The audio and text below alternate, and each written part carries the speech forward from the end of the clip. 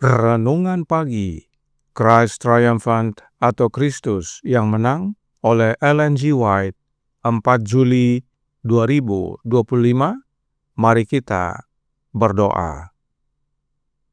Bapa kami yang di sorga, Allah pencipta langit dan bumi, laut dan segala isinya, Allah yang maha besar, maha kuasa, sumber segalanya, yang kami sembah selalu melalui anak-Mu yang tunggal, Yesus Kristus.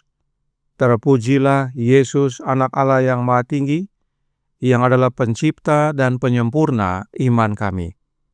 Pada pagi hari ini kami bersyukur boleh bangun dan berbakti, dan sebagaimana membaca dan mendengarkan nasihat firman-Mu, kiranya ini menjadi sukacita dan pembaharuan bagi kami semua, bahwa kami pun dapat menuruti hukum-Mu ya Bapa dengan sempurna, asal kami bersatu dengan anak-Mu. Beserta kami sepanjang perbaktian ini kehendak-Mu yang jadi. Ampun kami akan dosa dan salah, karena kami berdoa hanya dalam nama anak Allah yang tunggal, Yesus Kristus, yang adalah Tuhan dan Juru Selamat kami. Amin. Renungan hari ini akan dibacakan oleh Ibu Maya Khan. Kepada Ibu Maya, kami persilahkan. Selamat pagi untuk kita semua. Bacaan renungan pagi kita pada pagi hari ini, tanggal 4 Juli tahun 2025, berjudul Kristus membuktikan bahwa kita dapat menuruti hukum. Ayat intinya terdapat di dalam Matius 4 ayat 3. Jika engkau anak Allah, perintahkanlah supaya batu-batu ini menjadi roti. Jika keilahiannya tidak dibalut dengan jubah kemanusiaan, Kristus tidak mungkin dapat bergaul dengan umat manusia yang telah jatuh dan menjadi penebus mereka. Penting baginya untuk mengetahui kuasa dari semua godaan kita, untuk melewati semua pencobaan dan penderitaan yang harus kita lalui, agar benar-benar menjadi juru selamat. Setan, musuh yang kuat yang telah diusir dari sorga, telah lama menyatakan memiliki kekuasaan di bumi, dan Kristus datang untuk menaklukkan musuh ini agar kita dapat, melalui kasih karunia ilahi, juga memperoleh kemenangan atas musuh jiwa kita. Berdiri di depan umat manusia, Kristus melalui ketaatannya yang sempurna menunjukkan kepada alam semesta bahwa manusia dapat menuruti perintah-perintah Allah. Dalam segala situasi, baik dalam kemakmuran maupun dalam kesengsaraan, baik diterima maupun ditolak, baik pada pesta pernikahan maupun menderita rasa lapar, Kristus tetap setia pada setiap perintah hukum Allah dan memberikan teladan hidup yang sempurna bagi kita. Ia telah menanggung setiap kesulitan yang menimpa orang miskin dan yang menderita. Tanpa dosa, ia telah menderita kelelahan dan kelaparan. Ia memahami setiap ketidaknyamanan yang mungkin kita alami. Sejak masa kanak-kanak hingga dewasa, ia telah melewati ujian ketaatan. Ketika Yesus dibawa ke padang gurun untuk dicobai, ia dituntun oleh Roh Allah. Ia tidak mengundang godaan. Ia pergi ke padang gurun untuk menyendiri, untuk merenungkan misi dan pekerjaannya. Dengan berpuasa dan berdoa, ia harus mempersiapkan dirinya untuk jalan berlumuran darah yang harus ia tempuh. Namun, setan tahu bahwa juru selamat telah pergi ke padang gurun, dan ia pikir inilah saat terbaik untuk mendekatinya. Lemah dan kurus kering karena kelaparan, letih dan lesu karena penderitaan mental, Kristus begitu buruk rupanya, bukan seperti manusia lagi, dan tampaknya bukan seperti anak manusia lagi. Sekaranglah kesempatan bagi setan. Sekarang ia mengira bahwa ia dapat mengalahkan Kristus. Godaan pertama adalah pada masalah selera makan. Datanglah kepada Juru Selamat, seolah-olah sebagai jawaban atas doanya. seseorang yang menyamar sebagai malaikat dari sorga. Ia mengaku memiliki tugas dari Allah untuk menyatakan bahwa puasa Kristus telah berakhir. Juru selamat itu pingsan karena lapar. Ia sangat ingin makan ketika setan tiba-tiba mendatanginya. Sambil menunjuk ke batu-batu yang berserakan di padang gurun dan yang nampak seperti roti, si penggoda berkata, "Jika engkau anak Allah, perintahkanlah supaya batu-batu ini menjadi roti."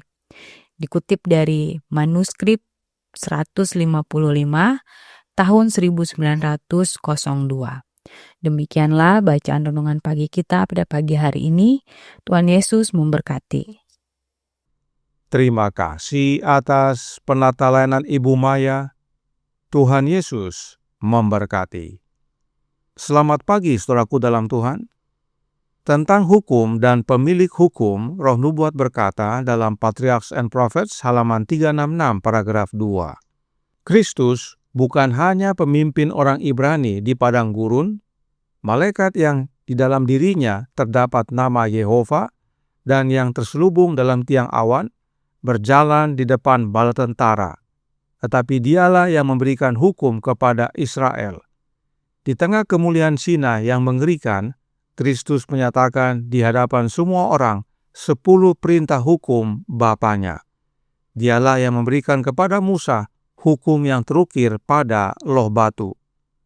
Yesuslah yang memberikan 10 hukum Bapanya kepada bangsa Israel. Karenanya, hukum yang dimaksudkan adalah hukum Bapanya Yesus. Dan hukum yang sama diberikan kepada kita, karena Christian Education halaman 112 paragraf 2 berkata, hukum Allah telah diberikan kepada kita, agar kita mempunyai aturan untuk mengatur perilaku kita. Tidak ada tindakan kejahatan yang dapat dimaafkan oleh hukum, tidak ada kejahatan yang luput dari kutukannya. Kehidupan Kristus merupakan penggenapan sempurna dari setiap aturan hukum ini. Dia berkata, "Aku menuruti perintah Bapa-Ku." Yohanes 15 ayat 10. Hukumnya Bapa diberikan kepada kita untuk mengatur perilaku kita. Itulah pentingnya kita menerima hukumnya Bapa. Namun, apakah kita dapat menuruti hukum dengan sempurna? Oh tidak. Hanya satu manusia yang dapat menuruti 10 hukum Allah Bapa dengan sempurna, yaitu manusia Yesus Kristus. Kehidupan Yesus adalah penggenapan sempurna dari hukum Bapanya. Nah, bagaimana Yesus menuruti perintah Bapanya dengan sempurna? Patriarchs and Prophets halaman 372 paragraf 2 berkata, melalui nabi ia berkata tentang dirinya sendiri, "Aku suka melakukan kehendak-Mu, ya Allah-Ku. Taurat-Mu ada dalam dadaku." Mazmur 40 ayat 9. Dan pada waktu hidup di antara manusia, ia berkata, "Bapa tidak pernah meninggalkan aku sendirian, karena aku selalu melakukan perkara-perkara yang menyukakan hatinya." Yohanes 8 ayat 29. Inilah rahasia keberhasilan Yesus sebagai manusia dapat menuruti perintah Bapanya. Sebab Bapanya tidak pernah meninggalkan Yesus sendirian. Fokusnya adalah hubungan Yesus dengan Bapanya. Tidak ada yang lain. Itu sebabnya dalam tulisan lainnya Roh Nubuat menjelaskan. The Desire of Ages halaman 465 paragraf 3. Apa yang telah dinyatakan dalam perkataannya, dinyatakan juga dalam karakternya. Dialah penjelmaan kebenaran yang diajarkannya. Aku tidak berbuat apa-apa dari diriku sendiri, tetapi aku berbicara tentang hal-hal sebagaimana diajarkan Bapa kepadaku.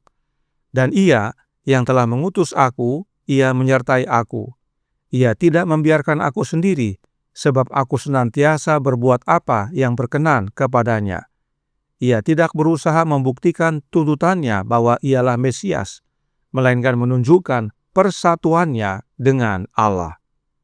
Keberhasilan manusia Yesus Kristus untuk menuruti hukum Bapanya dengan sempurna adalah oleh karena Bapa selalu menyertai anaknya. Persatuan Yesus dengan Bapanya yang menjadikan Yesus penurut hukum Bapanya dengan sempurna. Pola yang sama Yesus berikan kepada kita. Persatuan kita dengan Yesus menjadikan kita penurut hukum Bapa dengan sempurna.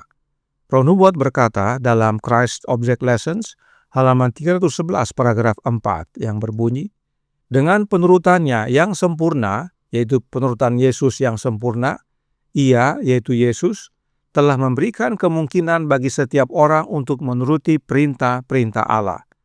Bila kita menyerahkan diri kita kepada Kristus, hati itu dipersatukan dengan hatinya, kehendak dibenamkan dalam kehendaknya, pikiran menjadi satu dengan pikirannya, pikiran ditaklukkan kepadanya, kita menghidupkan kehidupannya.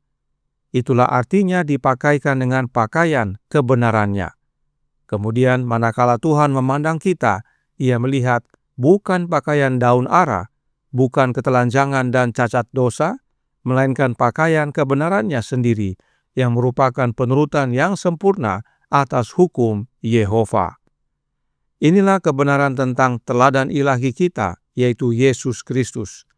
Sebagai manusia, Yesus bersandar penuh kepada kuasa ilahi Bapanya. Yesus selalu bersama Bapanya, bersatu dengan Bapanya, dalam penurutannya yang sempurna akan hukum Bapanya. Dan penurutan yang sama dapat menjadi bagian kita, asal kita pun selalu bersama Yesus, bersatu dengan Yesus, tinggal di dalam Yesus, yaitu oleh kehadiran Roh-Nya. Inilah jalan kemenangan bagi kita. Renungan hari ini berkata dalam Christ Triumphant halaman 192 paragraf 2. Setan, musuh yang kuat yang telah diusir dari sorga, telah lama menyatakan memiliki kekuasaan di bumi, dan Kristus datang untuk menaklukkan musuh ini, agar kita dapat melalui kasih karunia ilahi juga memperoleh kemenangan atas musuh jiwa kita. Berdiri di depan umat manusia, Kristus melalui ketaatannya yang sempurna menunjukkan kepada alam semesta bahwa manusia dapat menuruti perintah-perintah Allah. Artinya, manusia pun dapat mengalahkan setan. Sebab tuduhan setan bahwa manusia tidak dapat menuruti hukum Allah Bapa terbukti salah. Manusia dapat menuruti hukumnya Bapa asal kita bersatu dengan anaknya Bapa. Dan saat kita bersatu dengan anaknya Bapa, hal itu sama dengan bersatu dengan Bapanya. Inilah kuasa bagi kita untuk menuruti hukumnya Bapa. Roh Nubuat berkata dalam manuskrip 143 atau 1897 paragraf 2 yang berbunyi, Kristus datang ke bumi mengambil kemanusiaan dan berdiri sebagai wakil manusia untuk menunjukkan dalam pertikaian dengan setan bahwa Dia adalah seorang pendusta dan bahwa manusia sebagaimana Allah menciptakannya terhubung dengan Bapa dan Anak dapat menuruti setiap tuntutan Allah. Melalui hambanya, Dia menyatakan perintah-perintahnya itu tidak berat. 1 Yohanes 5 ayat 3.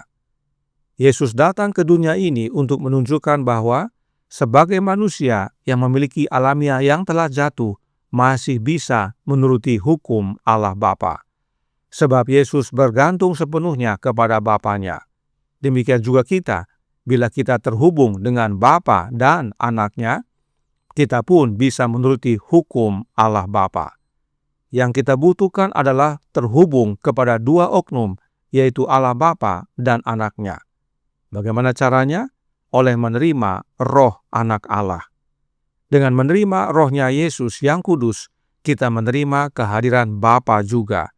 Sebab Bapa sudah terlebih dahulu di dalam Anaknya. Inilah satu-satunya cara untuk manusia dapat menuruti hukum Allah Bapa dengan sempurna. Tuhan memberkati, saya bawa dalam nama Yesus. Amin. Mari kita berdoa. Bapa kami yang di sorga, Allah pencipta langit dan bumi, laut dan segala isinya, Allah yang maha besar, maha kuasa, sumber segalanya, yang kami sembah selalu melalui anak-Mu yang tunggal, Yesus Kristus. Terima kasih atas pekabaran indah pada pagi hari ini, bahwa kami pun dapat menuruti hukum-Mu ya Bapa dengan sempurna, sebagaimana anak-Mu telah menurutinya dengan sempurna. dan satu-satunya jalan adalah dengan bersatu dengan anak-Mu. Karenanya tolong kami ya Bapa, karuniakanlah roh anak-Mu dalam hati ini, sebab hanya dengan menerima roh Kristus dalam hati kami, itulah wujud kami bersatu dengan Yesus, tinggal dalam Yesus, dan itulah kuasa untuk kami dapat menuruti hukum-Mu dengan sempurna. Sebab demikianlah teladan Yesus bagi kami. Yesus bersatu dengan Bapa-Mu, tidak pernah terpisah, karena Engkau menyertainya. Beserta kami sepanjang hari ini kehendak-Mu yang jadi. Ampun kami akan dosa dan salah, karena kami berdoa hanya dalam nama Anak Allah yang tunggal, Yesus Kristus, yang adalah Tuhan dan Juru Selamat kami. Amin.